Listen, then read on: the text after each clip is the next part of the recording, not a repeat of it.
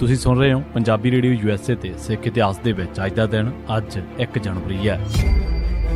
1 ਜਨਵਰੀ 1806 ਦਸੰਬਰ 1805 ਦੇ ਵਿੱਚ ਮਰਹੱਟਾ ਜਸਵੰਤ ਸਿੰਘ ਰਾਓ ਹੋਲਕਰ ਦੀ ਅੰਗਰੇਜ਼ਾਂ ਦੇ ਨਾਲ ਅਣਬਣ ਹੋ ਗਈ ਅਤੇ ਫਿਰ ਲੜਾਈ ਵੀ ਹੋਈ। ਉਹ ਲਾਰਡ ਲੇਕ ਤੋਂ ਹਾਰ ਕੇ ਪੰਜਾਬ ਨੂੰ ਦੌੜਿਆ। ਉਸਨੇ ਅੰਮ੍ਰਿਤਸਰ ਪਹੁੰਚ ਕੇ ਦਰਬਾਰ ਸਾਹਿਬ ਅਤੇ ਅਕਾਲ ਤਖਤ ਤੇ ਚੋਖੀ ਰਕਮ ਭੇਂਟ ਕੀਤੀ। ਉਧਰ ਜਦ ਹੋਲਕਰ ਦੇ ਪੁੱਜਣ ਦੀ ਖਬਰ ਮਹਾਰਾਜਾ ਰਣਜੀਤ ਸਿੰਘ ਨੂੰ ਮਿਲੀ ਤਾਂ ਉਸਨੇ ਸਰਬੱਤ ਖਾਲਸਾ ਬੁਲਾ ਕੇ ਬਾਕੀ ਮਿਸਲਾਂ ਤੋਂ ਉਸ ਦਾ ਸਾਥ ਦੇਣ ਜਾਂ ਨਾ ਦੇਣ ਬਾਰੇ ਰਾਏ ਪੁੱਛੀ। ਇਸ ਇਕੱਠ ਦੇ ਵਿੱਚ ਬਹੁਤ ਥੋੜੇ ਸਿੱਖ ਜਰਨੈਲ ਪੁੱਜੇ। ਫਿਰ ਵੀ ਵਿਚਾਰਾਂ ਹੋਈਆਂ ਅਤੇ ਗੁਰਮਤਿ ਮੁਤਾਬਕ ਰਣਜੀਤ ਸਿੰਘ ਨੇ ਹੋਲਕਰ ਦਾ ਸਾਥ ਤਾਂ ਨਾ ਦਿੱਤਾ, ਪਰ ਕਪੂਰਥਲਾ ਰਿਆਸਤ ਦੇ ਰਾਜਾ ਫਤਿਹ ਸਿੰਘ ਨੂੰ ਵਿੱਚ ਪਾ ਕੇ ਹੋਲਕਰ ਦਾ ਅੰਗਰੇਜ਼ਾਂ ਦੇ ਨਾਲ ਸਮਝੌਤਾ ਜ਼ਰੂਰ ਕਰਵਾਤਾ। ਇਸ ਮੌਕੇ ਤੇ 1 ਜਨਵਰੀ 1806 ਦੇ ਦਿਨ ਮਹਾਰਾਜਾ ਰਣਜੀਤ ਸਿੰਘ, ਮਹਾਰਾਜਾ ਫਤਿਹ ਸਿੰਘ ਆਹਲੂਵਾਲੀਆ ਅਤੇ ਅੰਗਰੇਜ਼ਾਂ ਉਸ ਵੇਲੇ ਈਸਟ ਇੰਡੀਆ ਕੰਪਨੀ ਦੇ ਵਿਚਕਾਰ ਦੋਸਤੀ ਦਾ ਇੱਕ ਅਹਿਦਨਾਮਾ ਵੀ ਹੋਇਆ। ਈਸਟ ਇੰਡੀਆ ਕੰਪਨੀ ਵੱਲੋਂ ਜਾਹਨ ਮੈਕਲਮ, ਜਿਸ ਨੇ ਮਗਰੋਂ ਸਿੱਖ ਹਿਸਟਰੀ ਵਿਗਾੜਨ ਦੇ ਵਿੱਚ ਵੱਡਾ ਰੋਲ ਅਦਾ ਕੀਤਾ, ਉਸ ਨੇ ਫੌਜ ਦੇ ਮੁਖੀ ਲਾਰਡ ਲੇਕ ਅਤੇ ਸਰ ਜਾਹਨ ਬਾਰਲੋ ਗਵਰਨਰ ਜਨਰਲ ਦੇ ਨੁਮਾਇੰਦੇ ਵਜੋਂ ਦਸਤਖਤ ਕੀਤੇ ਸਨ।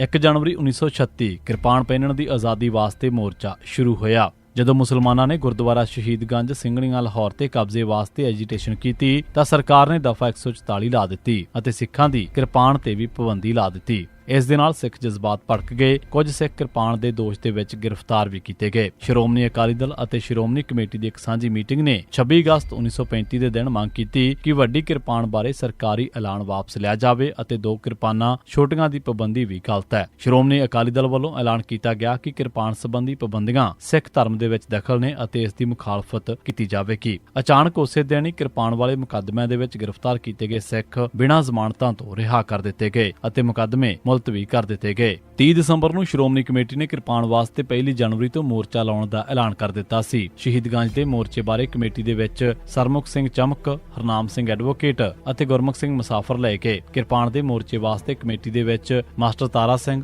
ਗਿਆਨੀ ਸ਼ੇਰ ਸਿੰਘ ਅਤੇ ਜਥੇਦਾਰ ਤੇਜਾ ਸਿੰਘ ਰੱਖੇ ਗਏ। ਇਸ ਕਮੇਟੀ ਨੇ 1 ਜਨਵਰੀ ਤੋਂ ਅਕਾਲ ਤਖਤ ਸਾਹਿਬ ਤੋਂ ਜਥੇ ਭੇਜਣ ਦਾ ਐਲਾਨ ਕੀਤਾ। 1 ਜਨਵਰੀ 1936 ਨੂੰ ਪਹਿਲਾ ਜਥਾ ਬੂਟਾ ਸਿੰਘ MLC ਦੀ ਅਗਵਾਈ ਦੇ ਵਿੱਚ ਗਿਆ ਸੀ।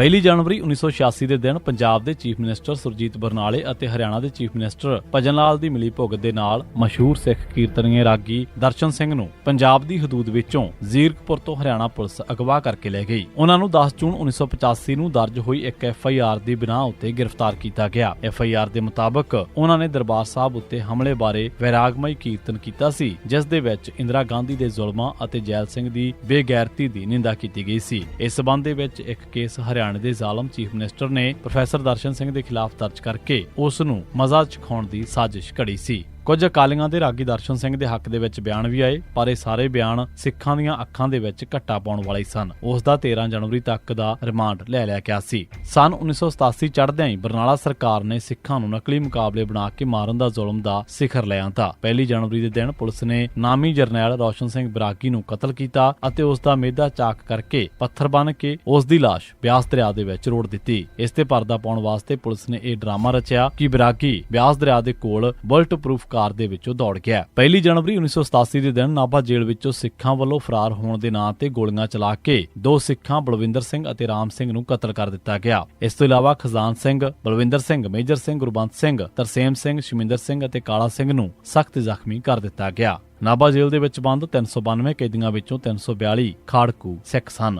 1 ਜਨਵਰੀ 1988 ਦੇ ਦਿਨ ਪੁਲਿਸ ਨੇ ਭੁਪਿੰਦਰ ਸਿੰਘ ਪਿੱਤਾ ਪਿੰਡ ਬਰਾੜ ਨੇੜੇ ਅਜਨਾਲਾ ਨੂੰ ਨਕਲੀ ਮੁਕਾਬਲੇ ਦੇ ਵਿੱਚ ਸ਼ਹੀਦ ਕਰ ਦਿੱਤਾ। 1 ਜਨਵਰੀ 1991 ਦੇ ਦਿਨ ਪੰਜਾਬ ਪੁਲਿਸ ਨੇ ਕਰਨੈਲ ਸਿੰਘ ਉਰਫ ਕਾਲੀਆ ਵਾਸੀ ਜੱਟਾਂਵਾਲੀ ਨੇੜੇ ਮੱਲਣਵਾਲ ਫਿਰੋਜ਼ਪੁਰ ਅਤੇ ਬਲਵਿੰਦਰ ਸਿੰਘ ਬਿੰਦਰ ਵਾਸੀ ਨੱਥੂਵਾਲਾ ਫਰੀਦਕੋਟ ਨੂੰ ਨਕਲੀ ਮੁਕਾਬਲਿਆਂ ਦੇ ਵਿੱਚ ਸ਼ਹੀਦ ਕਰ ਦਿੱਤਾ। 1 ਜਨਵਰੀ 1993 ਦੇ ਦਿਨ ਪੰਜਾਬ ਪੁਲਿਸ ਨੇ ਮਨਜੀਤ ਸਿੰਘ ਪੁੱਤਰ ਸੁੱਚਾ ਸਿੰਘ ਵਾਸੀ ਅਲੀਪੁਰ ਅਰਾਈਆਂ ਨੇੜੇ ਪਟਿਆਲਾ ਨੂੰ ਨਕਲੀ ਮੁਕਾਬਲੇ ਦੇ ਵਿੱਚ ਸ਼ਹੀਦ ਕਰ ਦਿੱਤਾ। ਇਹ ਸੀ ਸਿੱਖ ਇਤਿਹਾਸ ਦੇ ਵਿੱਚ 1 ਜਨਵਰੀ ਦਾ ਦਿਨ। ਤੁਸੀਂ ਸੁਣਦੇ ਰਹੋ ਪੰਜਾਬੀ ਰੇਡੀਓ USA।